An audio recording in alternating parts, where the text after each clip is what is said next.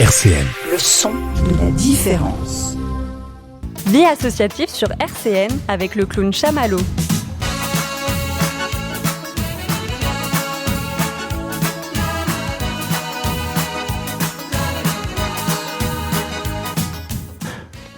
Bonjour à toutes et à tous. Eh oui, on démarre l'émission sur les chapeaux de roue encore, on enchaîne.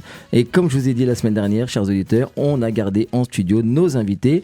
Donc notre invitée de marque, Anne-Sophie, présidente de France Victime 54, et notre évité, François. Ça va, François? Ben, si je suis évité, je peux partir. Non, mais reste. En plus, il voulait vraiment partir en plus. Non, j'ai dit que je te gardais dans les studios jusqu'à ce que tu reprennes ton émission, ok? Voilà, donc t'as pas le choix. Donc on va poursuivre l'émission. Merci d'être resté toute cette semaine enfermé dans les studios. Merci de m'accueillir.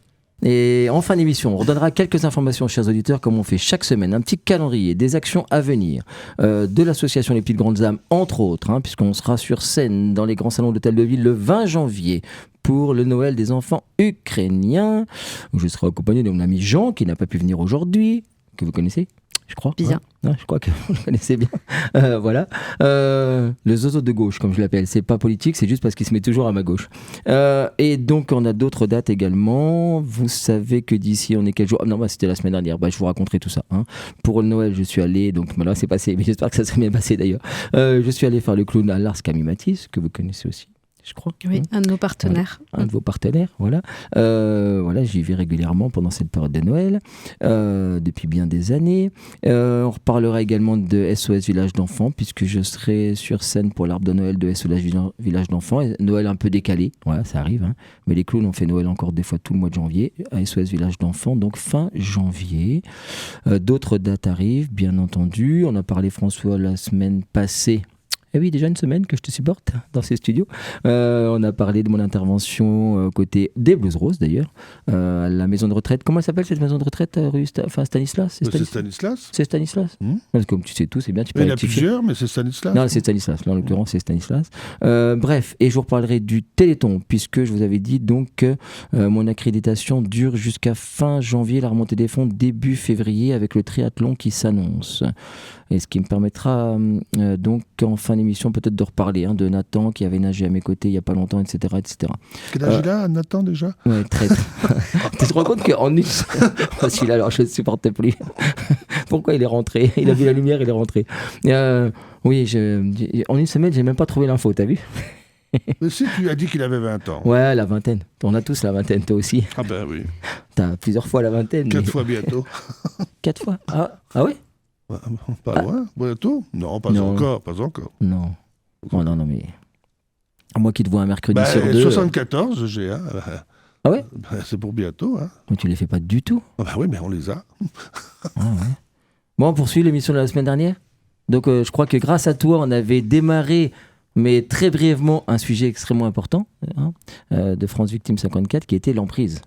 Oui, puisqu'on avait commencé à parler du film L'amour et les forêts avec Virginie Efira et Melville Poupeau, qui retrace très bien ce phénomène d'emprise où une femme va être séduite par celui qui va devenir son mari et qui va vraiment la mettre sous sa coupe et lui faire perdre complètement confiance en elle, lui faire perdre son identité et complètement la dépersonnaliser.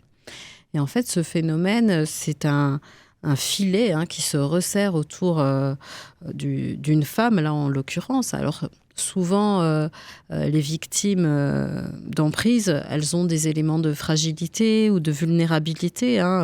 Souvent une faible confiance en soi ou des personnalités très sensibles au stress ou une peur de l'abandon.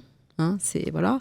Ensuite, le prédateur, c'est la mauvaise rencontre. Le prédateur, il va cibler sa victime et mettre en place un dispositif tyrannique et qui, pour autant, va devenir vital pour la victime, puisque c'est grâce au regard et à l'attention que lui porte le prédateur qu'elle va se sentir exister.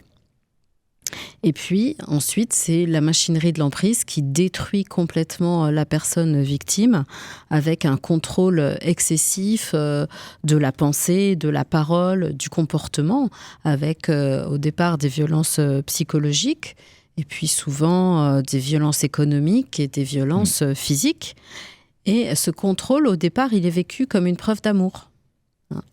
Et puis ensuite, il y a l'étape suivante, on va isoler socialement, donc on va couper des amis, on va couper de la famille.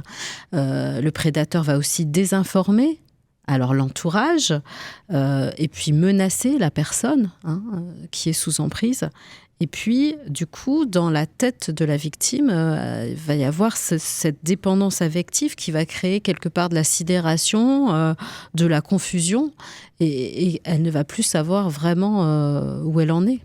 Et c'est un phénomène qui est particulièrement dangereux puisqu'elle va se retrouver sans protection, puisqu'elle est coupée de ses amis, elle est coupée de sa famille, et puis au sein de la sphère familiale, avec le mari et les enfants, ça va être un mutisme complet, quoi. Donc c'est un phénomène destructeur. Et l'individu dominant absorbe complètement la personnalité de l'autre, qui est plus vulnérable, et on va vers la destruction. Et souvent, on se rend compte que quand la victime prend conscience de ce phénomène-là et qu'elle veut en sortir, c'est un véritable moment de danger, puisque la victime, elle est possédée, et donc l'auteur va préférer la détruire plutôt que de lui laisser retrouver sa liberté. Oui, vous me faites méditer sur ma propre enfance dont on a déjà parlé. C'est-à-dire que ce processus, c'est déjà assez étrange quand on médite sur une relation d'amour qui commence par une domination et non pas une égalité parfaite. C'est-à-dire quand commence cette idée de gérer les amis de l'autre, le cercle familial, de poser un droit de regard dessus. Ça m'a toujours intrigué. Au début, je pense pas. Au début, pas au début, mais il valorise justement. Très vite. Il valorise la personne. Ouais, l'éloge. J'ai bien aimé le terme que vous avez employé. Il valorise la personne pour justement lui trouver ses failles après. C'est vrai, mais c'est curieux. Dans son cheminement. Qui est un des deux. Vous parliez de fort, faible, mais qui s'arroge le droit de porter un regard sur des activités, sur des relations. Et ça m'a toujours intrigué, parce que pourquoi l'un des deux pourrait s'octroyer le droit d'avoir un droit de regard sur l'existence même au sens large d'un individu. C'est curieux. Oui, parce que souvent les auteurs, là, on est vraiment sur des personnes qui sont quasiment malades.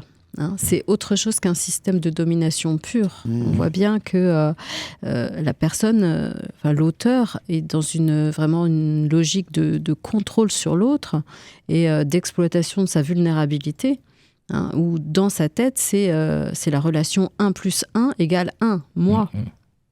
Où l'individu dominant, il absorbe complètement l'autre. C'est vrai que quand la personne va prendre conscience, ça va être très dur pour elle, parce qu'il va falloir qu'elle arrive à penser à nouveau par elle-même, parce que souvent l'autre l'a conditionnée à faire sans réfléchir, à sortir du silence et à dénoncer les faits. Et souvent c'est très dur, puisque y a un sentiment de honte quand même, et la peur du jugement des autres bien souvent. Et puis aussi parfois, les aidants ou la famille ou les amis proches, quand ils vont recueillir sa parole pour la première fois, ils vont avoir aussi du mal à reconnaître cette emprise, parce que peut-être que eux aussi, ils se sont fait manipuler quelque part par l'auteur de cette emprise. Et que c'est aussi difficile à accepter ou douloureux à accepter. Oui. Et donc ça, c'est un pôle important de vos actions à France Victime, c'est ça? Alors, l'emprise, c'est un des phénomènes qu'on retrouve dans le cadre des violences intrafamiliales. Après, dans les violences conjugales, il n'y a pas que des phénomènes d'emprise. Il y a aussi des phénomènes de domination, entre guillemets, plus classiques, ou des problèmes liés à des histoires familiales plus anciennes.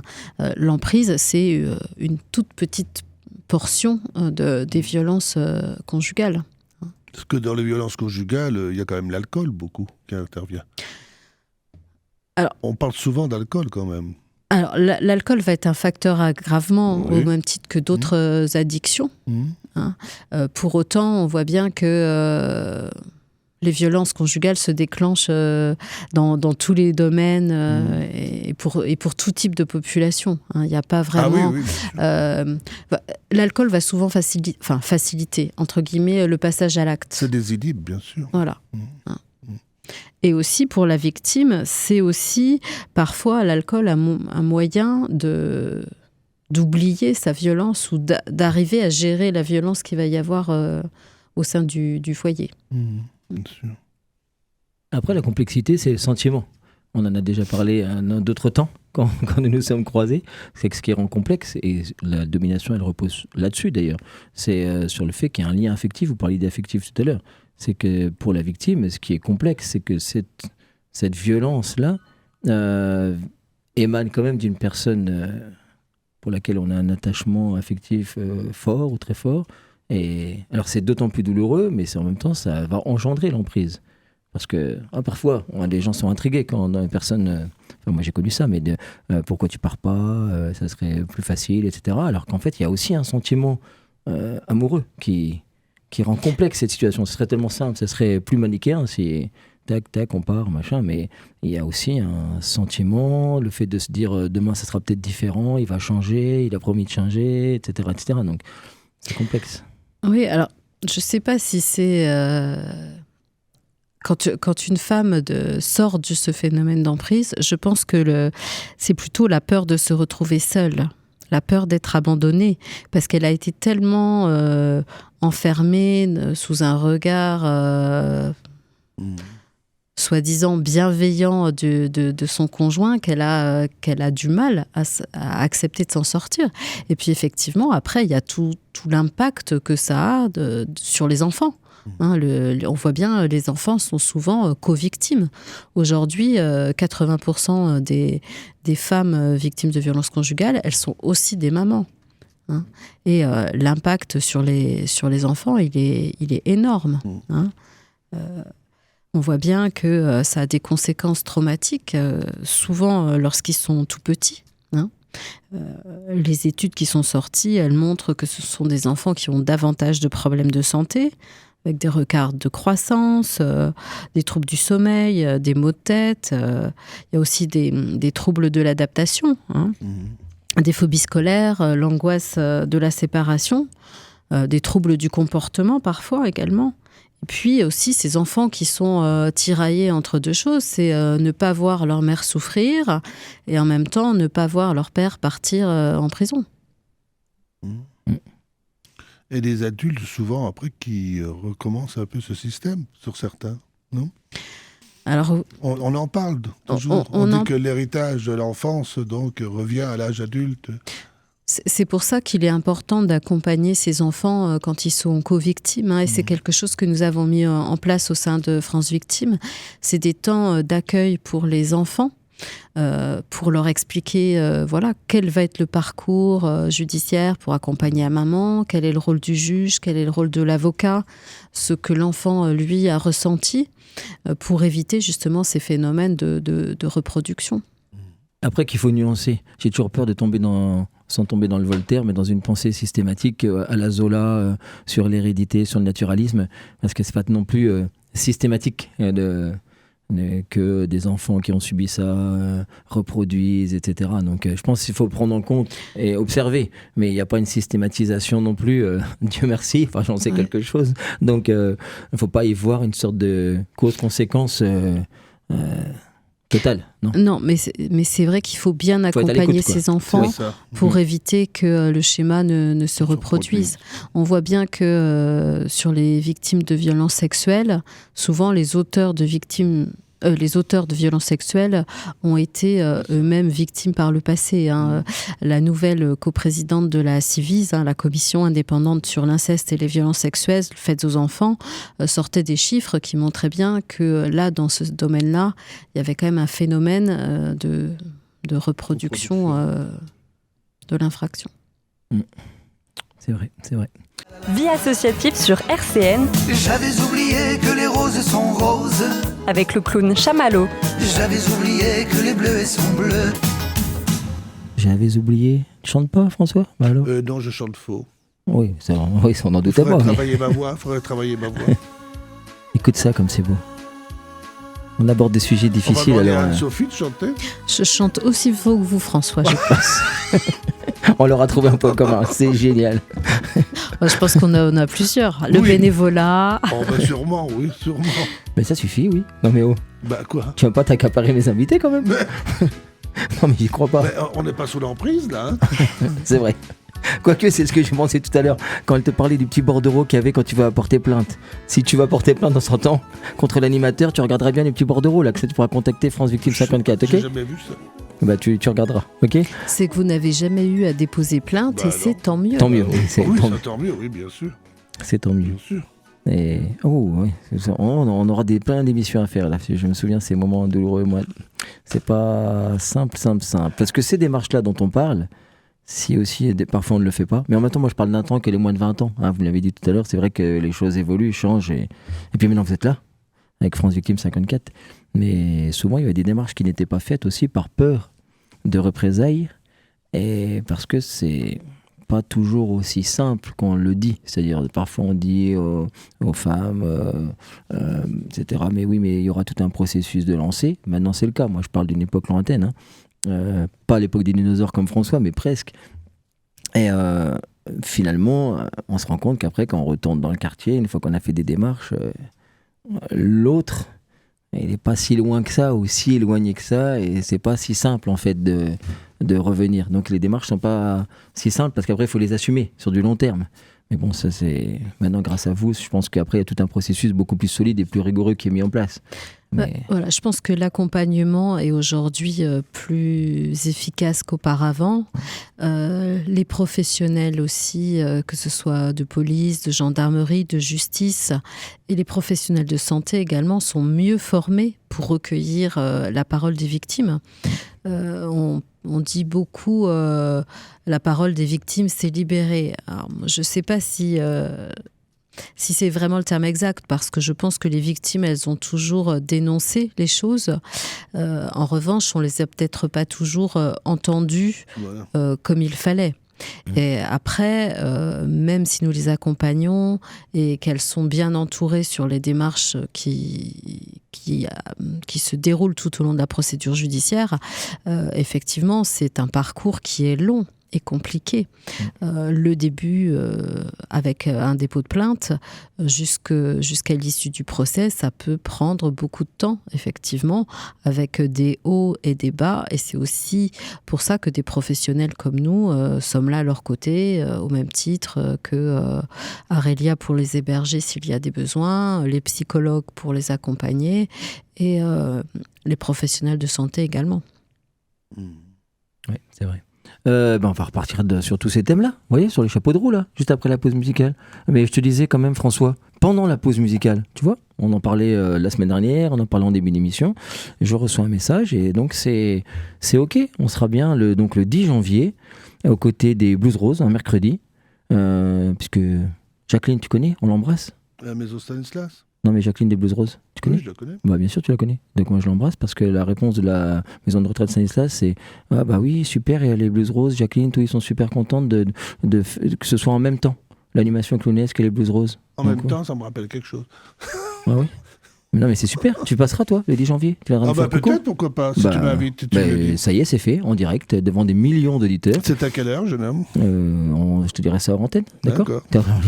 Il a quel âge, Nathan? Je viens d'avoir l'acceptation de ma proposition de clownerie. Il faut être précis dans les informations. Mais j'y crois pas, mais c'est terrible. Déjà, c'est le 10 janvier. Non mais c'est terrible. Je te fais part de ma joie d'aller jouer. Et, à quelle heure? Bon, allez, je te dirai ça la semaine prochaine. Voilà. Ça marche. Mais en tout cas, tu seras le bienvenu en tant que blouson rose. Bon, fermons la parenthèse, mais c'est bien. L'émission est très... Vous voyez, on a même des coups de fil pendant. Donc, retournons dans votre dialogue, dans votre échange, puisque vous avez tant de points communs. Continuons sur... Je sais plus où on en était. Mais si, on était sur l'emprise. Et d'ailleurs, on avait évoqué ce film que je n'ai pas vu, malheureusement, et que je devais aller voir. Ah, ça, c'est une grave erreur. Et tu l'as vu, toi, ce film? Bien sûr. Ah, c'est vrai?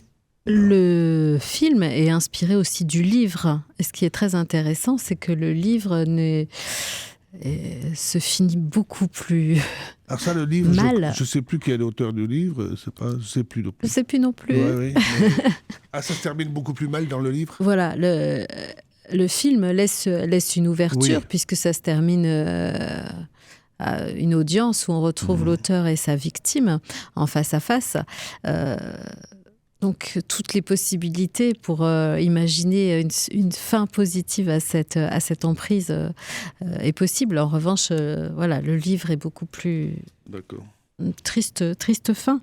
Et c'est vrai qu'on voit bien que l'emprise, c'est un phénomène qui est difficile à caractériser, puisque ce n'est pas une infraction en tant que telle, alors qu'en droit français, on ne condamne que s'il y a une infraction. Hein. Donc c'est un élément de contexte qui va permettre de caractériser un phénomène, mais pour autant,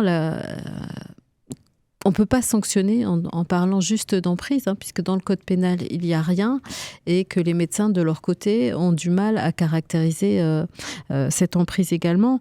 Et donc, c'est aussi parfois une difficulté pour nous, parce que comment aider une victime sans son consentement ? Comment la protéger parce que souvent, elle va revenir auprès de l'auteur jusqu'aux prochaines violences. Et on peut se dire, elle est majeure, elle a toute sa tête.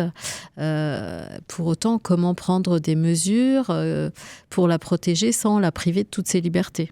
Ça, c'est protéger quelqu'un contre elle-même, c'est difficile. C'est complexe ce que vous dites, parce que je sens qu'à chaque fois que j'évoque ce sentiment amoureux qui complexifie la situation, c'est toujours un sujet que je sens un peu difficile à aborder, parce que ça serait tellement simple, encore une fois, que victime, agresseur, et ça arrive bien sûr, dans plein de cas, et donc on règle le problème, etc. Mais ce qui est très complexe, parce que moi j'ai pu connaître, ce qui est parfois surprenant, pour pas dire intriguant, pour pas dire douloureux, ou pour les enfants ou pour l'entourage, c'est quand une personne victime de violence, il y a tout un processus, des foyers, des trucs, tout ça, bref, et après la personne retourne par sentiment amoureux avec l'agresseur, je dis au sens large, de guillemets, et souvent c'est difficile à comprendre, mais parce qu'il y a un sentiment, il y a l'espérance d'un changement, parce qu'il y a une tentative par amour de compréhension de des souffrances de la personne qui ont impliqué ces travers-là, etc. Enfin bref, le sentiment amoureux tout simplement, quoi. Et ça, j'ai l'impression que ça complexifie un peu aussi pour ceux qui aident, un peu comme les associations, etc. Parce que c'est difficile à comprendre qu'une personne puisse retourner, retenter, réessayer, recommencer. Et souvent, pour des personnes qui n'ont pas connu tout ce processus-là, qui n'ont pas vécu ce genre de choses, moi, j'ai vu, en étant enfant, dans le regard de certaines personnes, une incompréhension, voire un reproche du fait que, oui, mais après tout ce qu'il t'a fait, etc., etc. Mais c'est tellement complexe, les sentiments humains. Et je trouve que ça serait si simple de pouvoir dire on va aider malgré la personne, alors que parfois l'aide, ça serait peut-être justement, c'est pour ça que tout à l'heure ça m'a plu quand vous parliez de médiation, de tentative d'apporter, sauf qu'on va jusqu'au cas, après on est bien d'accord, parce qu'en vérité depuis tout à l'heure on parle d'emprise, mais ça part, on ne sait pas trop d'où ça part, ça peut partir de très tôt. Je sais pas moi, juste enlever encore une fois sa cellule familiale, gérer le réseau d'amis, etc., enfermer petit à petit à la maison, mais ça va jusqu'à, c'est un panel qui va jusqu'à la violence physique, etc., etc. Donc en vérité c'est très très complexe, mais tant que ça va pas jusque là, je me dis c'est compliqué d'apporter une réponse toute faite à quelqu'un qui a sûrement aussi des sentiments amoureux, qui aimerait peut-être que ça s'arrange, non ? C'est complexe en fait. Oui. Alors, tout ça, je ne saurais pas moi comment faire. Il faut expliquer et faire prendre conscience à la victime de la situation dans laquelle elle est. Il y a des outils qui ont été faits pour ça. Il y a le violentomètre, où vous avez toute une gradation de l'échelle des violences pour faire prendre justement conscience à la personne qu'elle est victime. Alors après, c'est difficile parce que la violence s'exerce dans un cercle. On dit toujours, ça commence par la lune de miel, et puis après, il y a les premières tensions, et puis après, il y a les premières violences. Et puis l'auteur, il se rend compte qu'il est allé loin, trop loin. Donc il va se justifier. Il va faire culpabiliser la victime en lui disant « Non mais j'étais fatigué, j'ai des soucis au travail ou autre ». Et du coup, la victime va se dire « Ah ben oui, je suis peut-être trop exigeante et autres ». Donc, l'auteur va revenir avec un bouquet de fleurs, dire qu'il ne recommencera plus, et on repart sur un cycle lune de miel. Et c'est un schéma qui peut durer avant qu'il y ait une réelle prise de conscience et un départ. Ce qu'il faut dire aux personnes et à l'entourage, c'est d'être là, de ne pas avoir de jugement quand la personne, la femme victime souvent, puisque c'est souvent des femmes, plus de 80%, c'est d'être présent et pas d'être dans le jugement. Voilà, elle va probablement pas partir dès la première fois. Il va sûrement y avoir des allers-retours parce qu'on sait aussi que c'est pas facile. Il y a des conséquences sur la maison, sur le travail parfois. C'est aussi pour ça que France Victime a développé un outil qui s'appelle Mémo de vie. C'est une plateforme sécurisée avec un journal de bord où la victime, elle peut inscrire toutes les violences qui arrivent chaque jour ou les phénomènes qui se passent au sein de son couple. Il y a aussi un coffre-fort où elle peut mettre copie de ses PV de plainte, des certificats médicaux, les papiers bancaires, les papiers d'identité, l'acte de vente de la maison, pour que le jour où elle décide à partir, elle puisse les retrouver dans un lieu sécurisé. Et cette plateforme-là, elle est particulièrement utile parce que pour nous, ça nous permet de voir la gradation des violences et puis leur fréquence. Et le jour où la femme victime décide d'engager une procédure, ça fournit un certain nombre d'éléments. Mais là, on ne peut pas aussi dire que le phénomène de la personne qui a l'emprise n'est pas la limite de la psychiatrie, quelquefois. Parce que Melville Poupeau, dans le film, je trouve, on voit qu'il se dégrade quand même. Oui, et il est conscient. Il est conscient. Il est conscient. Voilà. On voit bien sur... alors, un psychiatre vous en parlerait mieux que moi parce que c'est pas mon métier, mais il y a 3 types de personnalités chez les auteurs d'emprise. Il y a le paranoïaque qui va être sur la méfiance, sur la surestimation du soi. Il y a le psychopathe qui va être intolérant à la frustration, qui va être sur un registre d'agressivité. Et puis il y a le pervers avec une froideur émotionnelle, avec l'utilisation d'autrui. Et on voit bien que sur ces auteurs d'emprise, c'est souvent les cas les plus dangereux pour les femmes qui sont victimes, puisque là, on est vraiment sur des personnes qui sont malades. Voilà. Oui, là, c'est pathologique. Là, Oui, mais je pense que pour arriver à avoir une emprise aussi importante sur une personne, il faut avoir quand même un problème psychiatrique quelconque. Un peu. Je sais pas, moi, je pense. C'est pas quelqu'un de sain et nature qui peut agir comme ça du jour au lendemain, en progressif. Je pense qu'il y a un terrain déjà qui lui permet donc d'avancer. Enfin, à mon avis. Par exemple, si on parle de ce qui défraye la chronique aujourd'hui, c'est le problème d'amour là, de ce monsieur qui a un problème psychiatrique là, qui est soigné et qui a assassiné donc ses 4 enfants et son épouse. Donc, je pense que là, il y a une emprise aussi. Il y a dû avoir une emprise. Parce que donc, oui, alors je connais... Mais on ne veut pas juger l'affaire. Mais on ne connaît pas bien, le dossier. Effectivement, la presse parle d'une condamnation qu'il aurait eue en 2019 parce qu'il s'en serait déjà pris à son épouse. On voit bien effectivement qu'il a fait aussi état de problèmes de schizophrénie. Donc, c'est effectivement quelqu'un qui avait des antécédents médicaux. Mais là aussi... son épouse avait soulevé ces violences en 2019. On peut aussi penser qu'il y a eu d'autres actes peut-être de violence qui ont eu lieu au cours de la période. Ça, c'est l'enquête qui nous le dira. Mais ça rejoint un peu ce qu'on disait. C'est comment réussir à protéger des victimes, puisqu'on peut penser que s'il y a eu répétition de l'acte, c'est arrivé à d'autres moments. Alors c'est vrai que la loi de juillet 2020, elle donne la possibilité au corps médical de signaler au procureur les situations de victimes adultes en danger immédiat et incapables de se protéger en raison d'une situation d'emprise. On voit que c'est un texte qui est parfois difficiles à mettre en œuvre par les médecins parce que ils ont peur de perdre le lien de confiance qu'ils ont avec leurs patients. Et puis, le risque, c'est aussi de voir l'auteur empêcher la victime d'accéder à des soins. Hein. Donc, on est dans des situations effectivement dramatiques. Celle de Meaux, c'est terrible. Mais souvent, on entend quand même parler du fait que ces personnes qui sont victimes on agit auprès de la gendarmerie, auprès des institutions, et puis qui n'ont pas toujours été entendus, justement. Et ça s'est répété plusieurs fois. Les femmes battues, par exemple, c'est souvent comme ça.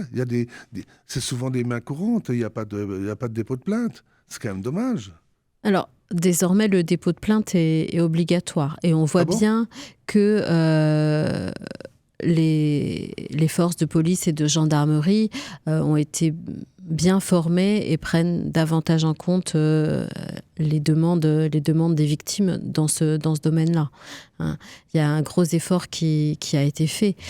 C'est vrai que tout est perfectible. On a aussi maintenant la possibilité de dépôt de plainte à l'hôpital, qui est aussi un réel plus pour les personnes qui sont victimes.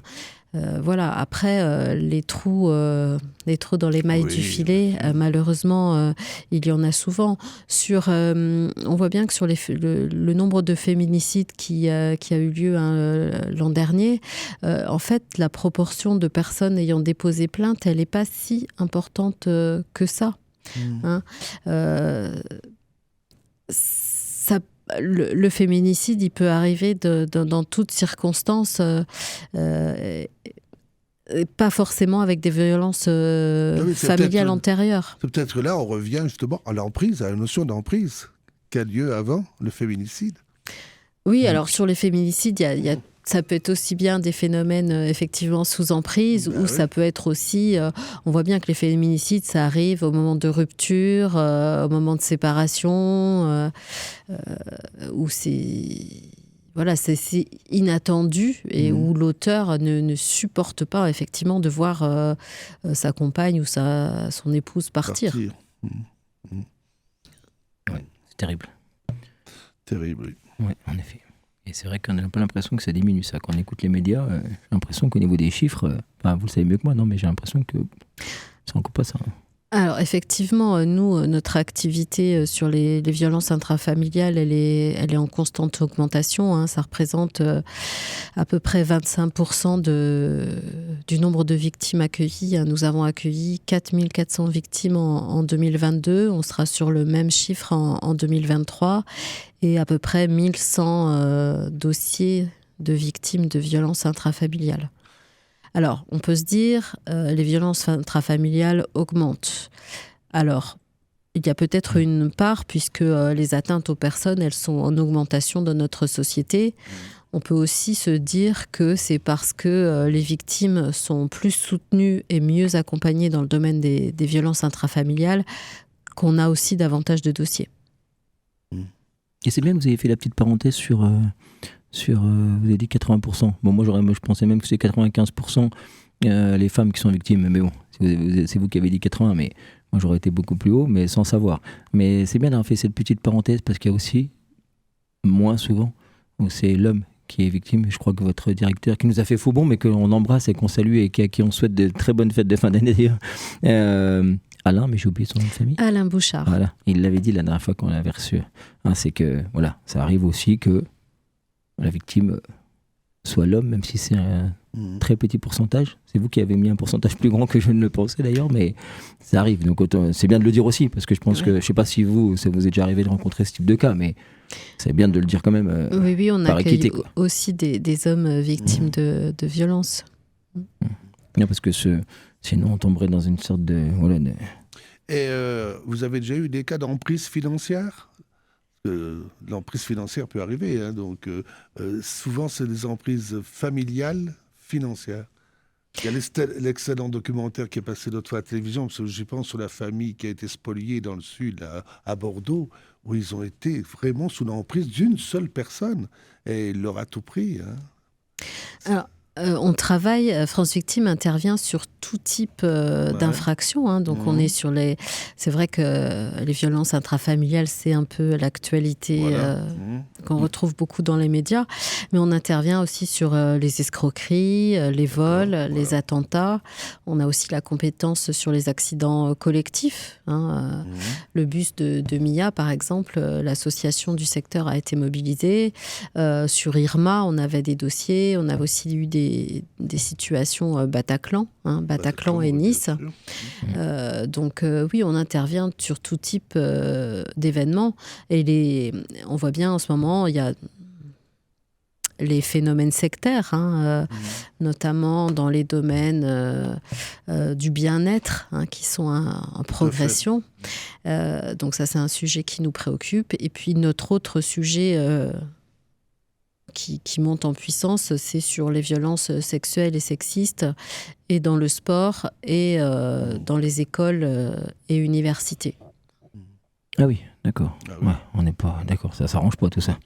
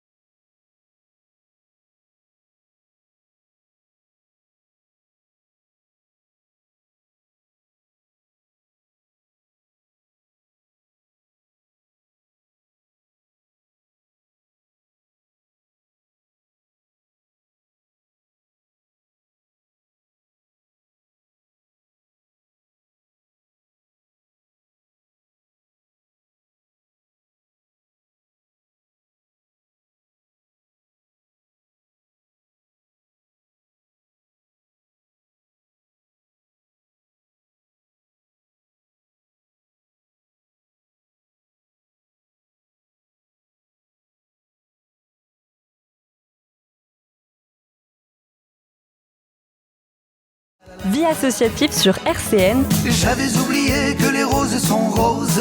avec le clown Chamallow. J'avais oublié que les bleuets sont bleus. Chers auditeurs, je vous prends à témoin. Mes invités m'ont dit que mes pauses musicales étaient trop courtes.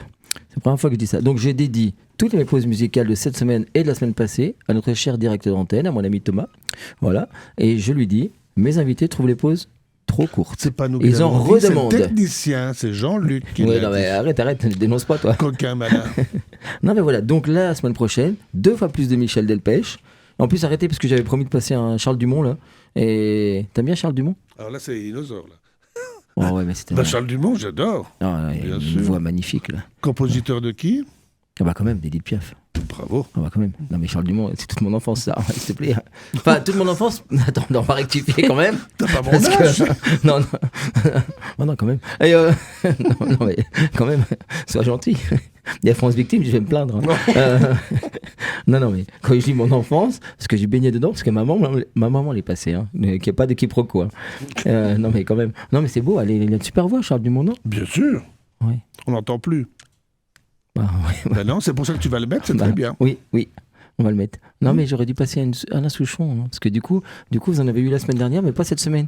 C'est pas grave, ce sera pour la prochaine fois. Voilà. Vous me ferez une playlist aussi des Souchons que vous préférez? Ouais. Puis Véronique Sanson aussi, Ah, un petit ouais. peu de femmes, parce qu'on entend beaucoup d'hommes dans vos émissions. Très bien, j'allais le dire. Alors là, la mauvaise foi, Il y a je pas- passe régulièrement Michel Thor. Il n'y a pas une femme là aujourd'hui. Non, bah non. Ouais, regarde, Voilà, écoute Charles ça. Dumont. Non, mais c'est pas magnifique ça? Ah, c'est beau, bien sûr. On Oh là aurait là. pu mettre Tino Rossi, hein, c'est Noël. Ah ouais, j'ai passé 2 chansons de Noël la semaine passée. Hein. Mais. Ah, mais ça, c'est beau. Hein. Ah oui, c'est beau. Ça te rappelle quand t'étais en culotte courte et tout, non? Oh non, Non, il J'ai chantait plus pas grand. encore. Non, il chantait pas encore. c'est plus grand. Et, mais c'est vrai ce que vous dites. J'en parlais il y a pas longtemps à des élèves. Parce que quand je parle beaucoup de Victor Hugo, forcément, c'est toute ma vie. Mais il n'y a pas beaucoup d'écrivains femmes. Il y en avait, mais ça s'explique aussi. Hein. Patriarcat, machin, tout ça. Mais George Sand, et je leur citais Marceline Desbordes-Valmore, qui est une très grande poétesse du 19e siècle. Mais à part ces 2 noms-là, finalement, on en rencontre peu. Bah, Quand je parle du 19e. Colette. Oui, non, mais après au 20e, oui. Après au 20e, il y a... Mais bon, mais encore... Colette dont le mari est signé pour elle. Oui, mais là, oui, Hein voilà, en plus. Hein Mais là, il y a Colette, Ursonard, voilà. Mais bien sûr, mais je veux dire, parce que moi, je suis 19e alors, en littérature, mais jusqu'au fin 19e, c'est vrai.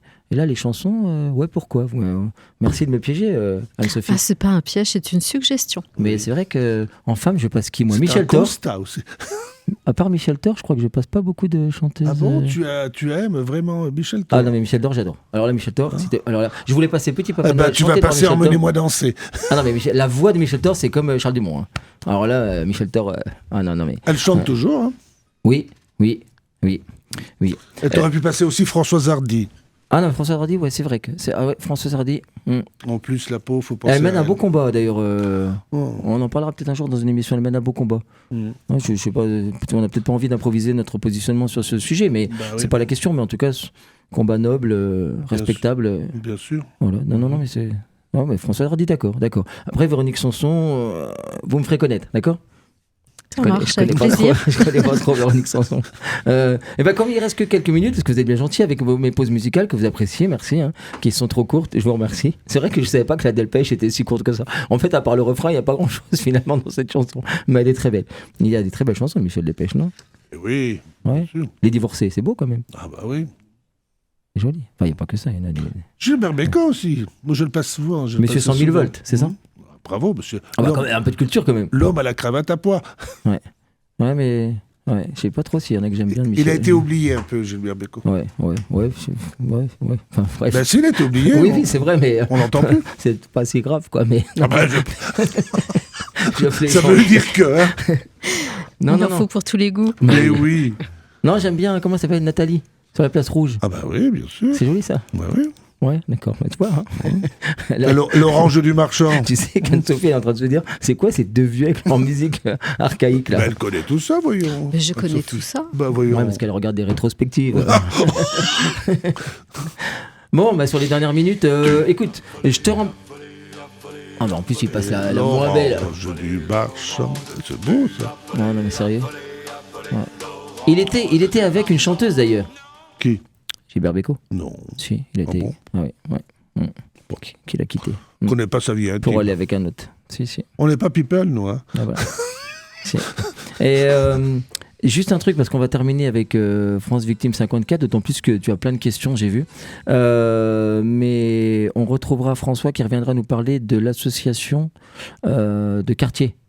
Hein, c'est important. Des ateliers de vie de quartier. Ouais, et tu nous rediras donc dans une prochaine émission, parce que je voudrais consacrer quand même les 10 dernières minutes à notre chère amie Anne-Sophie. Bien sûr. Mais tu viendras nous reparler du fonctionnement. Hein, moi, j'ai plein de questions sur le fonctionnement d'une association de vie de quartier, comment ça marche, comment on vous rejoint d'ailleurs, comment on intègre tout ça. Tu viendras nous en parler ? D'accord. Parce que c'est important. Et d'ailleurs, je le dis aux auditeurs, je pense que dans tous les quartiers, un peu, il doit y avoir, d'autant plus que nous avons parlé du découpage. Il y en a 11 sur Nancy. Il y en a 11 sur Nancy.